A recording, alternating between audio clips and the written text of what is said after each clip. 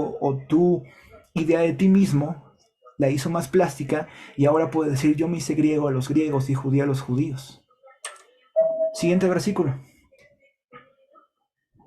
Ok, otra vez, interrúmpanme, díganme algo, den señales de vida para que platiquemos más sobre estos textos. Versículo 6, capítulo 6. A los cuales presentaron ante los apóstoles, quienes orando les impusieron las manos. Y recuerdan que los apóstoles le habían prometido una cosa, que era que ustedes busquen bajo esos criterios y nosotros les vamos a poner una carga. Los vamos a consagrar y encargar, habilitar de una carga a ellos. Todos vamos a comprometernos a respetar su autoridad. Aquí lo interesante también es de los 7 diáconos, es que no es que los diáconos fueran un pre para ser pastor, o un pre para ser apóstol, o que fuesen los ayudantes de los apóstoles, ¿no? No, ellos tenían un llamado particular y aunque dependían del apostolado también tenían ciertos niveles de libertad para desempeñar aquello a lo cual los habían mandado. El cargo, aunque parecía lo más material del mundo, que es poner en las manos de personas comida, repartir comida, era profundamente espiritual. ¿A qué grado? Al grado que, como dice este versículo, cuando los apóstoles, cuando los 7 diáconos fueron presentados ante los apóstoles, oraron e impusieron manos.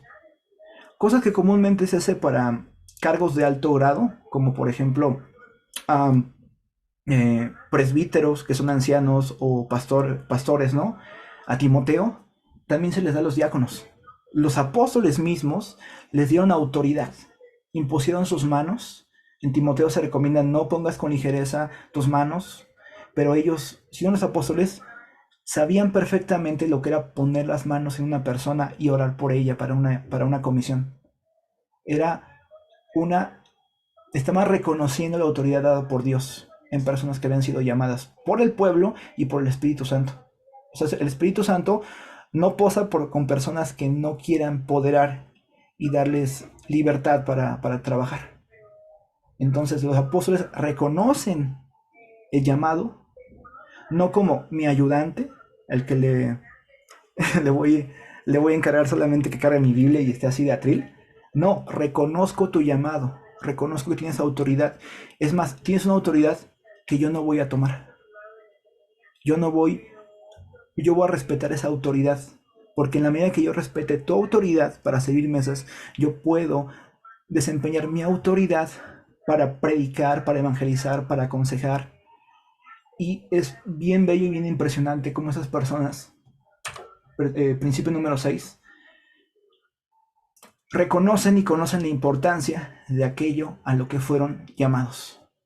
Los diáconos, se los prometo, no estaban persiguiendo el pastorado de una iglesia, no estaban persiguiendo el ser reconocidos más allá de servir mesas, no estaban aspirando a que el diaconado fuese su escalón para llegar al siguiente.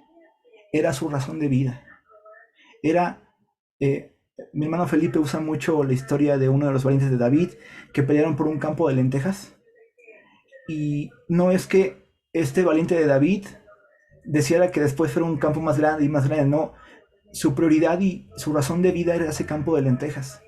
Y estos 7 personajes van a dar todo para que las mujeres de los griegos se sientan protegidas, amadas, cobijadas. Van a entregar todo su corazón. Saben perfectamente la importancia de aquello a lo que fueron llamados. Están profundamente felices con su llamado. No desean nada más. Desean servir en aquello a lo cual Dios les dio. No aspiran a más. Sí, Dios les va a dar otros dones también, pero ellos van a estar sabiendo profundamente la importancia de aquello a lo cual fueron llamados. Y es a veces una práctica que vemos en la iglesia de personas que se sienten insatisfechas con lo que Dios les dio. Dios te dijo, sé esto, sé músico, sé predicador, sé evangelista. Y uno dice, es que yo quisiera hacer esto. Y no es que no puedas anhelar, porque la Biblia habla sobre el que anhela obispado, por ejemplo, buena cosa desea. O sea, anhelar de una forma sana es bueno, pero la envidia el odio, el fastidio, el hacer tus cosas sin alegría, es lo que Dios sí denuncia y sí te llama a que dejes ese camino, que verdaderamente valores lo que Dios ha puesto en tus manos, tus talentos, como algo bello, algo que vale la pena, por lo cual vale la pena luchar toda tu vida. Hay una canción muy bonita de Marcos Vidal, se la recomiendo cuando acaben el estudio, se llama Payaso o El Payaso. Es la historia de un circo donde un payaso se sentía muy poca cosa porque no podía hacer las cosas del trapecista, por ejemplo, o del domador. Al final de la historia él se da cuenta, pasan muchas cosas, de que Dios le dio un llamado, que era en este caso hacer a las personas felices.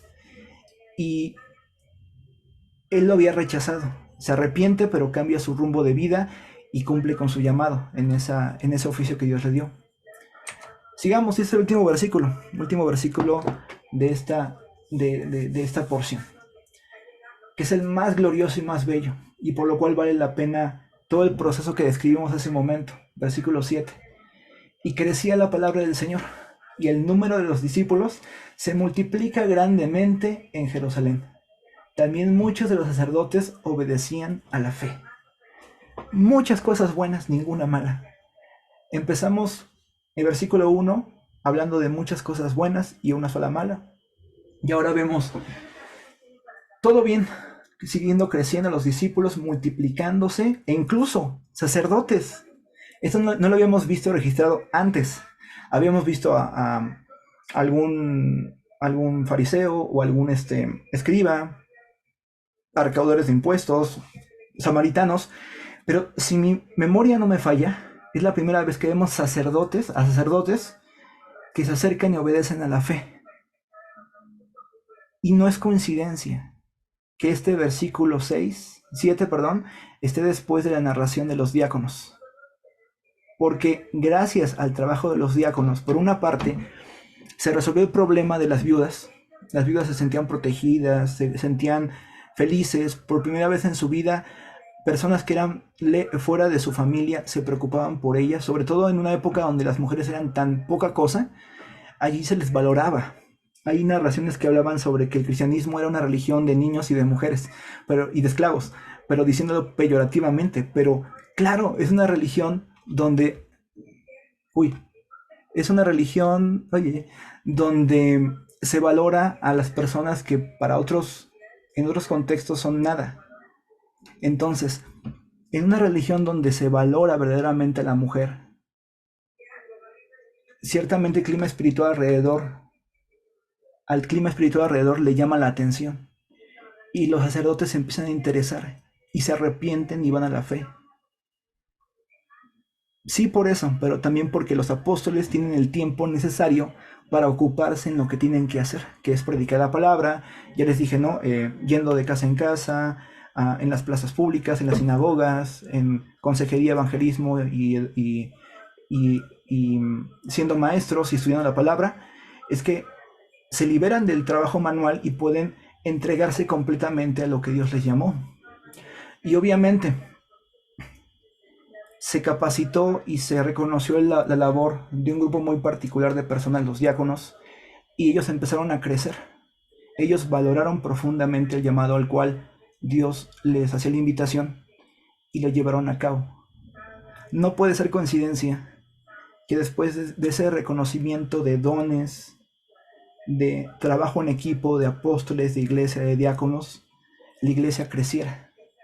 Por así decirlo, teníamos como un cuello de botella en el versículo número 1 del capítulo 6. No puede ser coincidencia esto. Y a mí me maravilla mucho. Podemos expresarlo así. Un grupo de personas que sirvieron mesas hicieron que la iglesia creciera y se multiplicara en abundancia. Porque le creyeron a Dios, porque fueron llenas del Espíritu Santo, porque compartieron con los demás los tratos difíciles y alegres con el Señor Jesucristo, y a causa de la persecución, porque fueron sabios, porque eran llenos del Espíritu Santo. En resumen, son los 7 principios de los cuales hemos hablado. El último es dar frutos, porque evidentemente su labor dio frutos, pero recapitulando. Número 1, los buenos líderes se distinguen por confrontar asuntos difíciles. porque cuando hay una dificultad la encaran aún, aunque no tengan la respuesta completa en ese momento. Confíen en el Señor y la prioridad del Señor es su prioridad. Si las vidas necesitadas son prioridad para mi Señor, son mi prioridad. Número 2, son evidentes ante la iglesia. La iglesia no permanece indiferente ante un buen liderazgo, lo reconoce. La iglesia, cuando ve al líder, dice, claro, por supuesto, es que esa persona tenía que ser líder porque es honesta, es amable, está llena del Espíritu Santo, me ayudó la otra vez que falleció mi familiar, estuvo ahí, se deja aconsejar cuando la riega, permanece fiel en el momento de dificultad, lo he visto en el dolor y en la alegría, y es una sola pieza. El líder definitivamente es claro para todos que tenía que estar allí. Y yo me pregunto, y es una pregunta directa para todos los que desempeñamos algún cargo, si Dios te pusiera en los mismos criterios que puso los diáconos, por ejemplo, en el criterio de que la iglesia o vida espiritual tuviera que decidir entre que si tú eres líder, ¿lo haría? O sea, imagínate, Dios te quita el cargo, todo vida espiritual se hace una encuesta para ver si Kevin, por ejemplo, puede dar los temas. La iglesia diría sí o la iglesia diría no. Y es la invitación para que evaluemos cada cargo que tenemos a la luz de lo que piensa también la iglesia como depositaria del Espíritu Santo. Si ellos pudieran elegir, ¿te volverían a elegir? Como la canción. Sí, te podría elegir una vez más. Número 3. Toman cargas. Los líderes tienen que tomar cargas. No puede haber una persona que pueda dormir tranquila con la carga de una persona que ha sufrido. O sea, Dios te invita a depositar su carga en Él, pero para depositar una carga en Él tienes que tenerla. No puedes darle al Señor algo que no tienes. Eso es principio básico de adoración, también es principio básico de liderazgo. No puedes depositar en el Señor cargas de otros que tú no has cargado. Dios nos invita a tomar las cargas de otros. Principio 4. Los buenos líderes cumplen y tienen claras sus prioridades. No puede ser que un líder deje su ministerio base porque está buscando otro ministerio y otro ministerio y otro ministerio. Por lo menos debe saberse y ser evidente que ya cumplió. Órale, ya cumplió, ok, puedes estar allá porque ya cumpliste, porque has dado todo, porque dejaste el lugar bien arreglado para llevar a cabo el ministerio el siguiente domingo, porque ya cumpliste tu labor. No puede ser que todavía hay una confusión en si es un ministerio o no. Por ejemplo, no podría ser un buen líder si está jugando a descubrir todavía su ministerio. Tiene que tener claro que está allí por parte de Dios. Principio 5. Un buen líder está profundamente involucrado con la problemática que atiende. No necesariamente tiene que haberla vivido, aunque es bueno que personas que han vivido un asunto de pecado y lo hayan superado en el nombre del Señor, estén dispuestas a tomar liderazgos de aquello en lo cual Dios los salvó. Es muy bueno, pero también Dios llama a personas que no han sufrido lo que otros sufrieron, a que se involucren como Cristo lo hizo con nuestros pecados, con nuestra humanidad, y se hizo carne y se hizo hombre. Principio número 6. Los buenos líderes conocen la importancia de aquello a lo que fueron llamados. Los buenos líderes no se decaen porque es que yo quería ser pastor, yo quería ser maestro, yo quería ser misionero y Dios me dejó lavar baños y yo quiero ir allá. Saben que lo que están haciendo en ese momento es valioso para el reino. ¿Por qué lo saben? Principio número 7. Porque dan frutos. Y ese es el principio, uno de los principios más importantes. Porque la palabra de Dios dice en los evangelios que Dios vio una higuera y no tenía frutos y la maldijo. Era una higuera probablemente bonita. Aquí no le da gusto ver un árbol con hoja ancha donde pueda recostarse y disfrutar, ¿no?, de la brisa. Sin embargo, Jesús lo seca como una señal de que aquellos que no daban fruto iban a ser cortados. Si eres un buen líder, tiene que haber un fruto. Y el fruto que Dios llama fruto es vidas convertidas a su nombre. Lo que vimos al final del capítulo 6, de esta porción, perdón, es que dado que ellos, llenos del Espíritu, sirvieron mesas, más gente se convertía. Incluso sacerdotes del judaísmo se convertían al Dios verdadero. sacerdotes. Y no importa cuán pequeño creas que es tu ministerio, si tú no estás viendo que personas o están convirtiéndose al Señor o están creciendo en la fe, tu ministerio es vano. Y eso es muy claro. Nos los ponen en claro los diáconos. Su ministerio era servir mesas y su ministerio hizo que personas llegasen al Evangelio. No hay excusa. Sea cual sea nuestro ministerio, no importa lo que consideremos nosotros que es un ministerio o no, tenemos que llevar fruto y fruto en abundancia. Si no, en el futuro Dios nos va a cortar. Son dos, por lo menos, los frutos. Que haya más personas entregando su vida a Dios, es decir, predicación, evangelismo, o que las personas que ya están crezcan en su fe. Que por nuestra influencia otras personas maduren. En Primera de Juan habla de que hay niños en la fe, hay jóvenes en la fe y en adultos en la fe. Si en tu ministerio logras que un bebé espiritual se convierta en un joven espiritual, tu ministerio está dando frutos. Pero si te conformas con conectar cables, con poner gel antibacterial, con decir un Dios te bendiga, y no estás persiguiendo la prioridad del reino, que es que la gente conozca más a su Señor, tu ministerio está errado y tienes que arrepentirte, y lo pongo en esos términos. Cuando eh, Jesús le habla a Marta y María, Marta estaba muy afanada, trabaje y trabaje para el Señor, pero María estaba atenta a su Señor. Y si lo vemos de alguna forma, es que Marta necesitaba acercarse a su Señor primero, antes de seguir trabajando. Si no se acercaba, corría el riesgo de que Jesús se fuese de la casa y no escucharle en esa bonita tarde donde quería pasar con ellos. Si queremos que haya un fruto en nuestras vidas, tenemos que cumplir con estos requisitos. Ser parte de la iglesia, estar involucrado completamente con nuestra iglesia, tener un excelente testimonio, no un testimonio normal, un excelente. Y es un llamado para aquellas personas que eh, popularmente se dice, ni en su casa los conocen.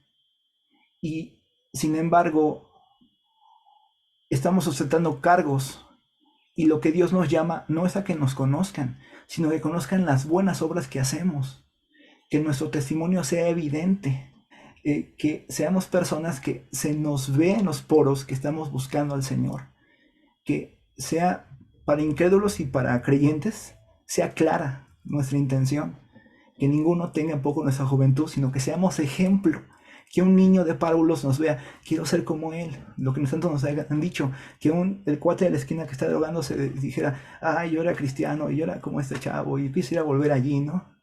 Que la viejita que ha servido en el Señor y que ha visto proezas del Señor, nos vea como juventud de valor y de poder. Aún personas que son de alto cargo. O sea, los apóstoles veían en los diáconos personas de respeto, que merecían ser reconocidas en sus dones y talentos. Que seamos llenos del Espíritu Santo. Que haya en nosotros todos los dones, perdón, todo el fruto, y que haya el don mayor que dice Corintios 13, el amor. Hay ciencia, hay profecía, hay lenguas, por ejemplo, pero el mayor de esto, el que va a permanecer, porque la ciencia se va a acabar y la profecía se va a acabar, el que permanece es el amor. Estar lleno del Espíritu Santo, manifestarlo, más allá de lo que pueda pasar en nuestra habitación, en manifestación de lenguas o en la iglesia, de la misma forma, es que las personas a nuestro alrededor deseen conocer al Señor o se sientan repelidas por la santidad que damos, que necesiten hacerse a un lado porque quieren seguir en su pecado y que nosotros les confrontemos. Y obviamente que seamos aptos para lo que hacemos, que estemos llenos de sabiduría. Y si no tenemos sabiduría para desempeñar lo que estamos haciendo, sinceramente delante del Señor le digamos, por favor, dame sabiduría. Y Dios va a dar, porque pedimos lo que es correcto, pedimos para su reino. Y no pedimos para, por ejemplo, tener un cargo y que nos vean. Si no es nuestra actitud esta la que describe Hechos 6:3, obviamente Dios no nos va a dar los frutos. No va a traer a personas por medio de nuestro llamado a sus plantas y no va a hacer que personas crezcan. Dice un dicho, que lo que no crece está muriendo. Y con el temor del Señor te lo digo, si no estás teniendo frutos, probablemente estés muriéndote, o estás muerto, o estás matando personas. Lo repito, si no estás produciendo frutos, quizás estás muriendo, ya estés muerto o estés matando a otros. Porque el Espíritu de Dios, la sangre que fluye por nuestras venas, es vida, vida en abundancia que da a otros. Y es lo más probable. Y Dios va a decir a aquellas personas que no estén ofrendando sus dones, que no estén arrepintiéndose, que no estén buscando la llenura del Espíritu Santo.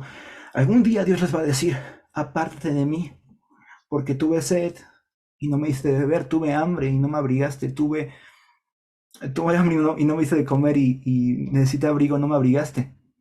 Algún día Dios desechará a algunos que estaban ilegítimamente ocupando lugares y que no estaban buscando la llenura, ni el testimonio, ni la sabiduría, que no estaban contentos con su llamado y brincaron de aquí para allá sin cumplir su llamado. Culmino con esto, después de este breve regaño. Obviamente, el servir a Dios no es un temor a no morir. Definitivamente no es un temor a no morir. Es una emoción tremenda por dar vida.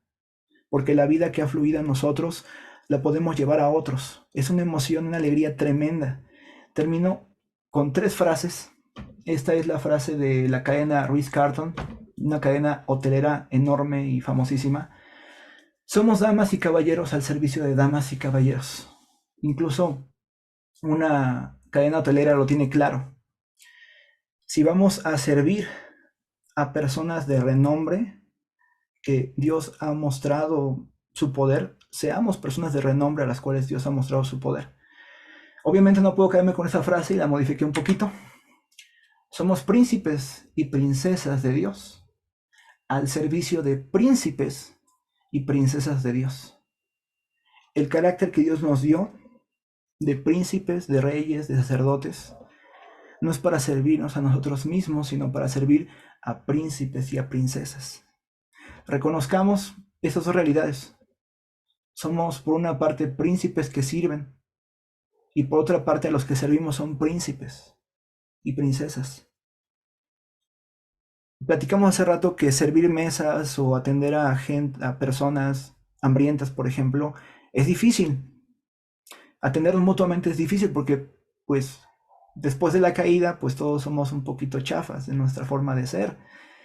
Pero no debemos olvidar que si la persona a la cual le estás dando el asiento, le estás poniendo el audio, le estás acomodando su silla o dándole gel, no olvidemos que es una heredera de reino, una coheredera o coheredero de reino. No lo olvidemos, que a quien servimos es al pueblo, a la amada del Señor. Y si mundanamente, si le haces daño a la mujer de un hombre, se va a ir contra ti, ¿qué pasará si no amamos a la amada de nuestro Señor? ¿De qué forma nos destruirá? O sea, no pregunto si nos destruirá o no, sino de qué forma, por cuántos milenios, por hacer ese daño. Pero no me quedé conforme todavía con esa frase y la volví a modificar. Somos hombres y mujeres de buen testimonio, llenos del Espíritu Santo y de sabiduría, como los diáconos, al servicio de hombres y mujeres de buen testimonio, llenos del Espíritu Santo y de sabiduría. Estaba muy tentado a ponerle un signo de interrogación y dejarlo como una duda para ti, pero quiero reconocerlo. Quiero reconocer que tú eres un hombre y una mujer de buen testimonio, lleno del Espíritu Santo y de sabiduría, porque Cristo no hace obras a medias. Él prometió que nos daría un corazón nuevo, un corazón ya no de piedra, sino de carne. Él prometió que sobre toda carne se iba a derramar su espíritu y que veríamos sueños y visiones y tomaríamos serpientes por la mano y no nos afectaría su veneno y proclamaríamos su mensaje pese al dolor y la aflicción. Él prometió y Él es fiel. Y quiero creer que o estás vivo, o estás yendo la vida, o estás dando vida a otros. Quiero creer que estás en esa etapa. que eres un niño espiritual creciendo, o un joven espiritual creciendo, o un padre espiritual creciendo, conforme al libro de Juan, que estás en crecimiento, que a partir quizás de esta noche ya vas a dejar de jugar con tu ministerio, con tu llamado, y vas a tomarlo en serio, y vas a decirle, este talento que me diste es mi talento, voy a negociarlo y voy a darte fruto, voy a darte lo que te corresponde en ofrenda, Señor. Quiero creer que si incurriste en un camino donde hiciste daño a alguien, a alguna persona con tu llamado, o lo estás incumpliendo, o estás haciendo un bloqueo entre la gloria de Dios y el pueblo de Dios, eso se acaba en este momento. Que a partir de hoy eres inspirado por Dios, eres una fuente de agua viva que da vida, porque has recibido agua viva y de ti mana esa fuente. Y que esta semana, no vas a esperar el domingo ni siquiera. Esta semana, hoy mismo o mañana temprano, vas a empezar a dar fruto. Y cuando Dios te vea, te va a decir, ven, buen siervo fiel. Sobre poco has sido fiel, sobre mucho te pondré. Entra al gozo de tu Señor. Y quiero terminar con esa oración, diciéndole al Señor, gracias porque me has hecho tu servidor, tu siervo. Que soy mesero de príncipes y princesas, porque mi labor, aunque sea pequeñita, que sea muy grande, está llevando fruto y va a llevar más fruto. Quiero orar con ustedes por eso. Quito mi presentación y terminamos con esta oración. Padre eterno, gracias por el enorme y bello ejemplo que nos has dado a través de los diáconos en Hechos 6. Gracias, Señor, porque de estos 7 tú te placiste, Señor, para iniciar una nueva etapa en tu iglesia de crecimiento, de alcanzar a sacerdotes judaicos. Te agradezco porque nos muestras, hubo un registro de esa labor que parece desapercibida, pero que fue importante. Y te agradezco, Señor, porque a través de esta serie de predicaciones veremos el carácter de cada uno de esos personajes, de Esteban, de Bernabé, que aunque no era diácono lo incluimos, de Felipe, de Ananías. Podremos ver cómo personas, tomando en serio su llamado, hicieron un parteaguas, ayudaron increíblemente a tus discípulos y con una autoridad propia venida de ti, hicieron estragos en el reino de las tinieblas, lo hicieron retroceder. El reino de las tinieblas los veía y retrocedían. Con una bandeja en sus manos, con víveres en su canasta, llevando y repartiendo a viudas, así hacían retroceder y temblar al enemigo. Y se hacía a un lado, porque estaban llenos del Espíritu Santo para resolver problemas, llenos del Espíritu Santo para sonreírle a personas que servían, y llenos del Espíritu Santo para hacerte fieles y no desear más de lo que tenían. Gracias porque en su fidelidad incluso tú les diste más dones, tú les diste más proezas, Señor. Y te bendigo, Señor, porque la realidad que vivió Esteban, yo también la vivo y mis hermanos. No son personas ajenas a nuestra experiencia, vivimos lo que ellos viven. Y te agradezco, Señor, porque los dones que has derramado en tu iglesia del primer siglo son los mismos dones que derramas sobre nosotros. También, Señor, las mismas dificultades, excusas, pecados son los mismos que vivimos, porque el diablo no es creativo para nada. Pero te agradezco, Señor, porque aquellos que estaban sujetos a las mismas pasiones que nosotros, te conocieron a ti y tú les libraste de su pecado, les diste fuerza, les diste aliento y te creyeron y tú les diste en honra. Y te agradezco porque tú eres el mismo, tú eres grande.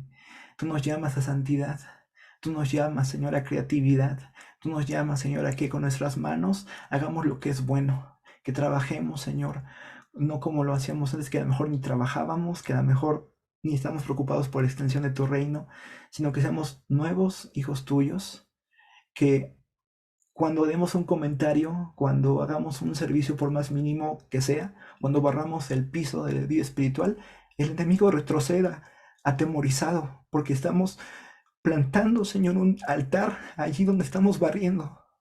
que cuando conectemos cables, que cuando demos gel, que cuando hagamos cualquier cosa, lo hagamos para ti y no para los hombres, pero también para los hombres, Señor. También lo hagamos con el gozo, Señor, de que estamos sirviendo a los eternos, a los que durarán miles y millones de años junto con nosotros, dándote la alabanza. Estamos, Señor, quizás viendo nuestros defectos, nuestras imperfecciones, pero tú ves, Señor, la sangre de tu Hijo en ellos, y te pedimos que nos cambies los lentes, nos pongas tu mirada y nos ayudes a ver lo que tú ves. Personas que pasarán la eternidad contigo o sin ti. Personas a las cuales somos llamados a impactar y llevarlos a tu presencia. En el nombre de mi Señor Jesús te agradezco por todo esto. Amén, Señor.